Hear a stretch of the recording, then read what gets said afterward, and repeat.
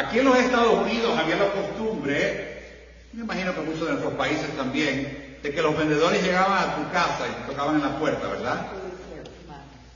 A veces te vendían un vacuum cleaner, ¿no se acuerdan?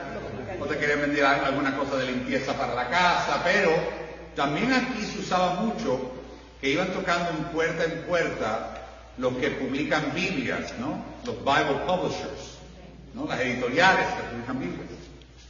Y la primera pregunta que le hacían a las personas es: ¿usted tiene una Biblia en su hogar? Entonces un día toca el vendedor y viene la señora a la puerta con mucho entusiasmo y ve al señor y dice: ay, ¿de dónde viene usted? Dice: señora, yo vengo a traerle la Biblia. Dice: ¿usted tiene una Biblia en su casa? Y la mujer dice: seguro que tengo Biblia, ¿cómo no voy a tener Biblia?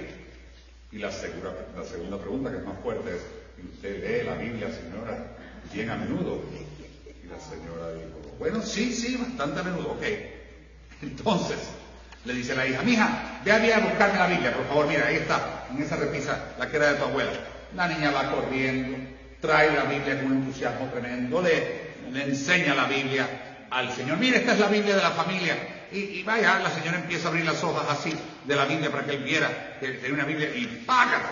Se caen los espejuelos de lectura. ¿Cómo le dicen esos espejuelos? ¿Cómo? No, los binoculares, no, chica, no. Bifocales, sí, spectacles, dicen los americanos. Bueno, son los esos de lectura. Y de repente dice la señora espontáneamente, no se daba cuenta: ¡ay, mira dónde estaban! Si hace más de 3 años los estoy buscando.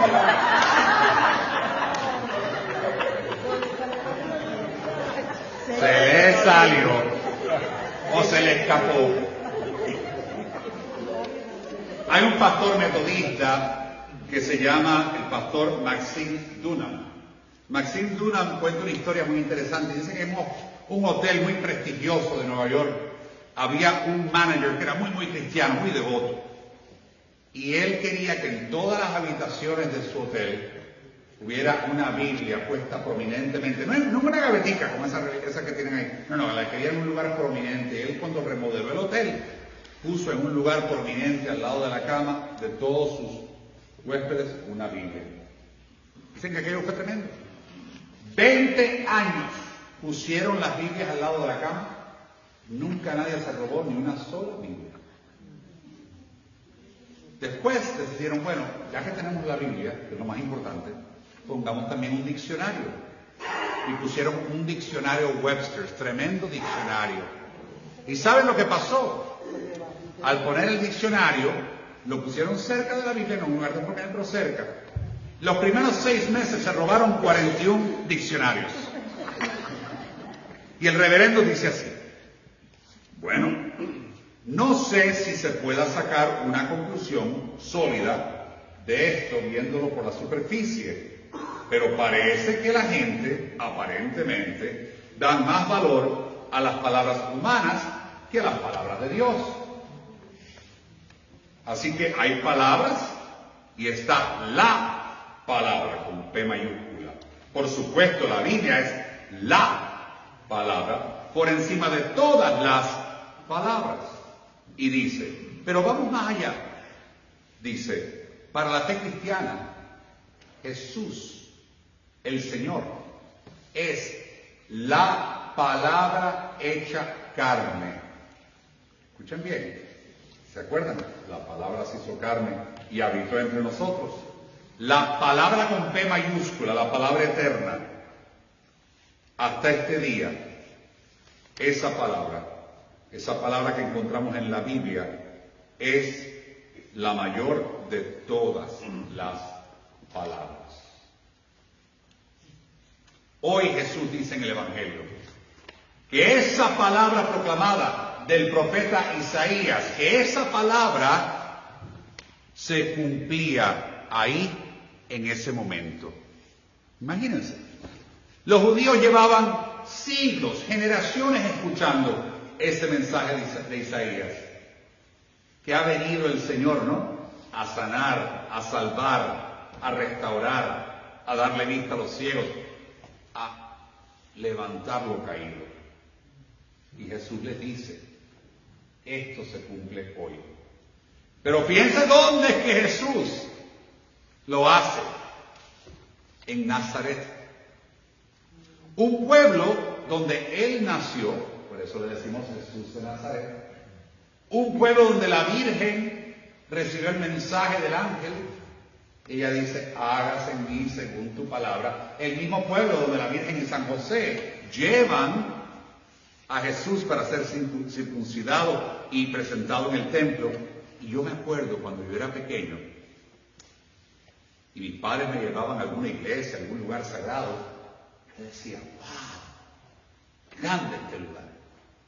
Y de repente llega ya de adulto y dice, oye, pero no es tan grande como yo pensaba, o como yo lo miraba, como yo lo veía.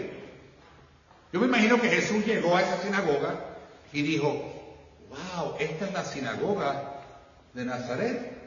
Si yo crecí aquí, aquí estuve. Pero él venía con un gran mensaje. El mensaje de la esperanza, de la promesa de los profetas, que era el mensaje de la esperada salvación. Y fíjense qué interesante que Jesús abre aquel pergamino, ¿no? Eso es scrolls, ¿no? Y abre y lee esta palabra y dice, hoy esta escritura se ha cumplido en nuestras vidas, en nuestros oídos. Lo que se ha escuchado se cumple hoy. Les voy a decir la verdad. La gran mayoría de los cristianos en el mundo, católicos, protestantes, evangélicos, no importa la denominación, la gran mayoría no conocemos la Biblia. La gran mayoría. El profesor de la Universidad de Boston, Stephen Prothero, escribió un libro que en inglés se llama Religious Literacy, que dice básicamente que nosotros los norteamericanos somos unos analfabetos religiosos, que solamente el 10% de los adultos en los Estados Unidos podían dar el nombre de uno de los 4 evangelios. Imagínate, el cristiano que no sepa que Mateo, Marcos, Lucas y Juan son el evangelio de Jesucristo tiene que empezar a leer la Biblia hoy o ayer. ¡Rápido! Hay que conocer la Biblia. Especialmente Mateo, Marcos, Lucas y Juan son el corazón del evangelio para un cristiano, de la Biblia, de la palabra de Dios. El 10% de los norteamericanos saben uno de esos 4 nombres. ¿No les parece una locura? ¿Por qué lo digo? Porque cada vez que la palabra de Dios aparece en el foro público, a mí me da gracia, empieza la controversia, empieza el cuento, empieza la cosa, y tú dices, bueno, ¿qué pasó? Esa persona lo que ha predicado, lo que ha dicho es lo que dice la Biblia. Pero ¿saben por qué se escandaliza? La gente se vuelve loca. No tiene nada que ver con política, si eres conservador, si eres liberal, si eres de izquierda, si eres de derecha, si eres republicano, demócrata, independiente. No tiene nada que ver con eso. Es la ignorancia que existe en el mundo de hoy. La ignorancia en las cosas de la palabra de Dios. Lo que dijo el obispo Washington el otro día, lo ha dicho el Papa, lo han dicho todos los obispos católicos, lo ha dicho todo el mundo. ¿Qué? Que hay que cuidar a los pobres, que hay que preocuparse por el marginado, que no se puede discriminar a la gente. Eso lo han dicho todos los líderes religiosos en todas partes del mundo. Pero agarramos las cosas y nos encanta el show, y empiezan las peleas y los conflictos. Y ahora, como tenemos estos medios sociales, hay que insultar a varias personas al día, que es un mandato, es un nuevo mandato, ¿no saben? Hay un nuevo mandamiento de las redes sociales. Insulta por lo menos a 1 o 2 personas al día y ya estás cumpliendo con tu misión como ser humano. Somos unos cretinos, no aprendemos tanta tecnología y no sabemos lo más básico, que es el amor a Dios y el amor al prójimo. Por favor, déjense de cuento. Lo que debemos hacer es conocer la palabra de Dios. Porque cuando conocemos la palabra de Dios, conocemos el camino, la verdad y la vida, que es Jesús, la palabra hecha carne. Cuando conocemos la palabra de Dios, conocemos el mensaje de los profetas, conocemos el mensaje que nos da Dios a través de toda la historia de salvación. Tenemos que empaparnos bien en la palabra de Dios para conocer las cosas. Yo estoy de acuerdo No me gusta cuando la gente usa la Biblia o usa cualquier servicio religioso para promover su visión política. Eso no me gusta. Yo no creo que a nadie le guste eso. A nadie le gusta. Que usen el púlpito o que usen el sermón para llevar a cabo su propaganda, su mensaje. Estoy de acuerdo. Pero tengamos cuidado. Porque cuando una persona que tiene un rol de religioso lo hace buscando el bien de los demás, está cumpliendo con la misión de Dios. El Papa Juan Pablo II, que hoy es santo, San Juan Pablo II, decía, esto me acuerdo pero claro, en los 80, cuando yo hablo de los pobres, me dicen comunista. Cuando hablo de moral, dicen que soy de la derecha, que soy un fascista. ¿Qué soy? Ni comunista ni fascista, lo que soy es predicador del Evangelio de Jesucristo. Y así es la palabra de Dios. La palabra de Dios, dice San Pablo, es una espada de 2 filos. ¿Sí o no? Hay quien le cae bien, hay quien le cae mal. Hay quien le va por aquí, hay quien le va por acá. Al final es la verdad de Dios. El que predica tiene el privilegio de llevar la verdad de Dios en medio de la oscuridad del mundo. Porque todos somos pecadores. Todos somos pecadores. La verdad viene para iluminar, para liberarnos del pecado, para darnos la salvación. Digo esto porque lo que yo me llevo esta semana, me lo llevo ya de hace muchos años. Que les está hablando, yo fui trustee, o sea, de la Junta de Directores de la American Bible Society, la sociedad más antigua bíblica del mundo, que de hecho el presidente John Quincy Adams y varios presidentes fueron los encargados, si ustedes quieren, al principio de esa organización. Fui el primer cubano-americano y creo que el primer latino, o uno de los primeros latinos en ser elegido a esa junta. ¿Y por qué lo digo? Porque en el año 2000 hicimos una cosa, sacamos una cámara de televisión con un micrófono y fuimos al Central Park ahí en Nueva York, ¿verdad? Ahí al ladito donde está el Trump Tower, al lado donde está CNN, al lado donde estaba la oficina antigua de la American Bible Society, y sacamos el micrófono y la cámara. Y empezamos a hacer preguntas las más básicas del mundo.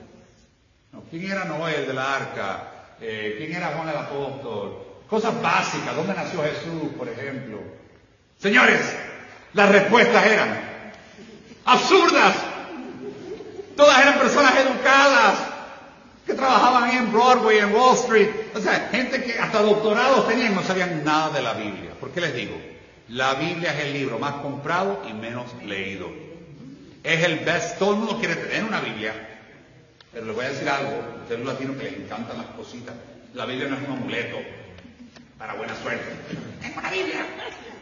La Biblia hay que abrirla y leerla para conocer qué nos dice Dios. Y cuando la leemos nos sorprendemos de lo que vamos a encontrar ahí.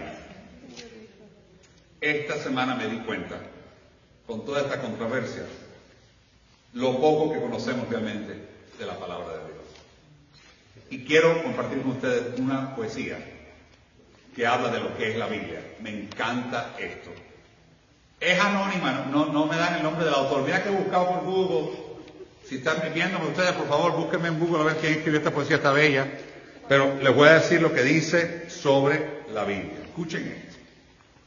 La Biblia es una lámpara en la noche más oscura, una estrella que nos guía. La Biblia es un pozo de sabiduría, una voz de verdad tan clara. La Biblia es, en cada página, un consuelo que apreciamos. La Biblia es, a través de pruebas profundas, un consuelo que nunca se desvanece. La Biblia es, en momentos de alegría, su gracia que impregna el alma. La Biblia es un mapa para la vida, para seguir el camino correcto. La Biblia es un faro que brilla con luz eterna.